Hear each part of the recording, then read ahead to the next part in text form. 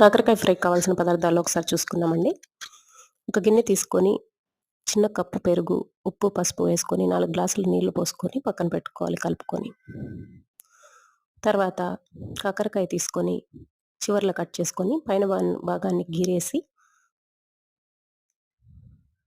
సన్నగా రౌండ్‌గా కట్ చేసుకొని దాని లోపలి భాగాన్ని తీసేసి ఇందాక పెరుగులో వాటర్ పోసి పెట్టుకున్నాం కదా!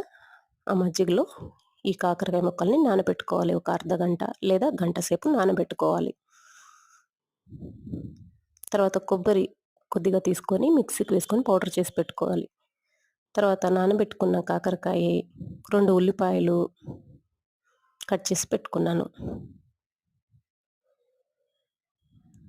తర్వాత కొబ్బరి పౌడర్, 4 వెల్లుల్లి రెబ్బలు, కొద్దిగా కరివేపాకు, హాఫ్ టీ స్పూన్ అంత ఆవాలు, 3 స్పూన్ల ఆయిల్, 1 స్పూన్ పసుపు, 1 స్పూన్ ధనియాల పొడి, 1.5 స్పూన్ కారప్పొడి, 1.5 స్పూన్ ఉప్పు, కొద్దిగా బెల్లం తురుము. ముందుగా స్టవ్ పైన బాండ్లి పెట్టుకొని ఆయిల్ వేసుకోవాలి. ఆయిల్ వేడయ్యాక ఆవాలు, వెల్లుల్లి రెబ్బలు, కరివేపాకు వేసుకోవాలి. తర్వాత ఉల్లిపాయ ముక్కలు వేసుకొని 5 నిమిషాలు కలుపుకోవాలి. తర్వాత మజ్జిగలో నానబెట్టుకున్న కాకరకాయ ముక్కలు వేసుకొని 10-15 నిమిషాలు సన్న మంట మీద మగ్గనివ్వాలి.